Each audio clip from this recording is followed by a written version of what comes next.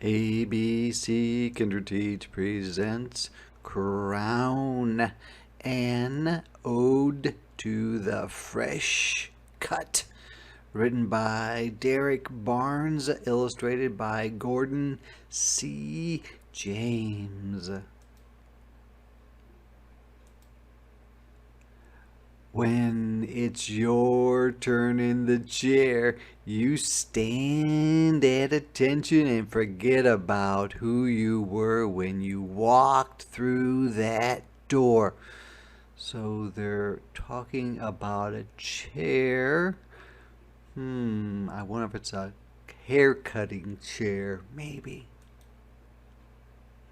You came in as a lump of clay, ready to be made into something great. A blank canvas. And that's what a blank canvas looks like. It's something you paint on. A slab of marble. A marble looks like that. You might chisel it away to make a statue or something. But when my man is done with you, they'll want to post you up in a museum. That's my word. He'll drape, which means wrap around, you with royalty with that cape.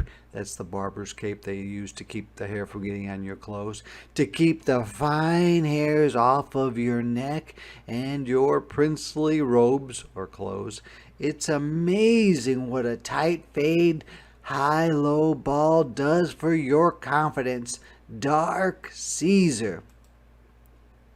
A tight fade, high-low ball, dark Caesar, those are all different types of haircuts. Who knows, you might just smash that geography exam tomorrow and rearrange the entire principal's honor roll, which means you are going to be put on the list that says you get really good grades. A fresh cut, getting your hair cut, does something to your brain, right? It hooks up your intellectual, your smartness, being smart. You're a star, a brilliant, a very bright, blazing star, not the kind that you'll find on a sidewalk in Hollywood. Those are stars for people that are famous. Nope, they're going to have to wear shades when they look up to catch your shine. He'll lean you back in the chair, dab, or put on lightly, that cool shaving cream on your forehead. Sometimes they use a razor when they're cutting your hair. And then craft a flawless, without any mistakes or errors, line with that razor, slow, steady, surgical, which means in a very careful way. It frames or makes your swagger. You're walking in a proud way.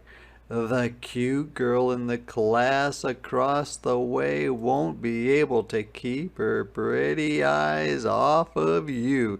Her friends will giggle and whisper, "Girl, he's so fine." Yeah, that's what they'll say. The whole school will be seasick. It makes your belly feel sick from waves, from the rows and rows of ripples, small waves. You'll have more waves on your head than the Atlantic Ocean. Shout out to my do-rag and patience. And that's the do-rag he's talking about, and this is what one looks like as well. There's a dude to the left of you with a faux hawk, like a sort of a mohawk. Deep part, skin fade, different types of hairstyles. He looks presidential, very sure of himself. Maybe he's the CEO of a tech company, like a computer company, that manufactures or makes cool. He's a boss. That's how important he looks. Dude to the right of you looks majestic. Very nice. There are thousands of black angels waiting to guide and protect him as soon as he steps a foot out that door. That's how important he looks. So they're talking about how good this person's haircut is and how good this person's haircut is. There's a dude standing in the mirror that can't get over the masterful designs, the well done hairstyles, crafted, made well, on the side of his dome top of head. Everywhere he goes, people will ask for his autograph because they'll think he's famous. He looks that fresh or good. He looks like he owns a few acres of land on Saturn. That's a planet outside of Earth. Maybe there's a river named after him on Mars, another planet. He looks that important. So basically they're saying that he looks really, really cool with that hairstyle. There are two dudes, one with locks or dreadlocks, that's the hair that's hanging down like that. The other with cornrows, and a lady with a butterscotch complexion. Just means her skin color is a little bit lighter, more like this. And all they want is a shape-up, tapered sides, a trim, and a crisp but subtle, not very noticeable, line. And sometimes in life, that's all you ever need, a crisp but subtle line. So they're saying all the different types of hairstyles they may get. When your barber is done, you'll feel like $1 million and some change, like you'll feel like more than $1 million. When his fingertips hit you with that apple green alcohol or that witch hazel, it's stuff they just put on your back of your neck, maybe to help with any sort of soreness from getting your hair cut. It'll sting, but not like a scorpion or a hornet, more like an electric stamp of approval, which means a stamp that says, wow, you look good. And when you see the cut yourself in that handheld mirror, you'll smile a really big smile. That's the you that you love the most. That's the you that wins everything. That's the gold medal you. It's basically saying that this boy looks really, really good with his haircut. Every person in the shop will rise to their feet and give you a round of applause, claps, for being so fly, looking so good.